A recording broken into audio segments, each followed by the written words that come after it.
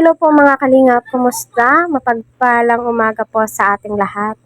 Happy Sunday. 1 hour ago ay nag-post nga po itong si Ate Ruda na last post ko na to, asikusuhin ko muna yung kumpanya namin sa America Banding, good vibes. So maraming mga supporters na rin ang nangamba kasi nga pupunta panandalian si Ate Ruda doon sa Amerika. So sino ang maiiwan at mag-aalaga kay Rina na alam naman po nating lahat na nakasanayan po ni Rina na si Ate Ruda yung mag-aalaga. So, uuwi muna ba si Rina sa kanyang nanay?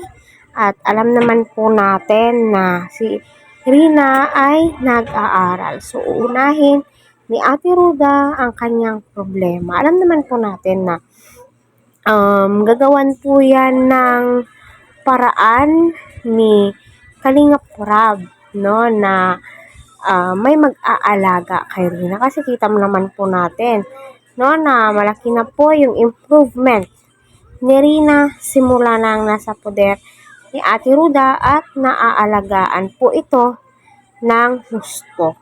Kaya patuloy po nating suportahan sila Kalingap Rab, Kuya Val, no, Ate Ruda, Ate Edna, wag po natin skip ang kanilang ads para sa ganun ay tuloy-tuloy ang kanilang pagkikilos.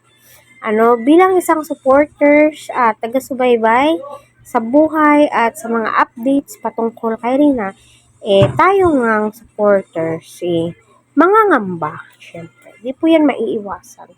Lalong-lalo na, no, malaki yung progress ni Rina, no? So, sana, may mag-aalaga. At alam naman po natin, hindi po mahirap na alagaan itong si Rina. Kasi nga, napakabilis niyang matuto at naa-adapt niya talaga, no, yung surrounding. Marunong siyang makibagan, no, sa mga tao. Marunong siyang makitao.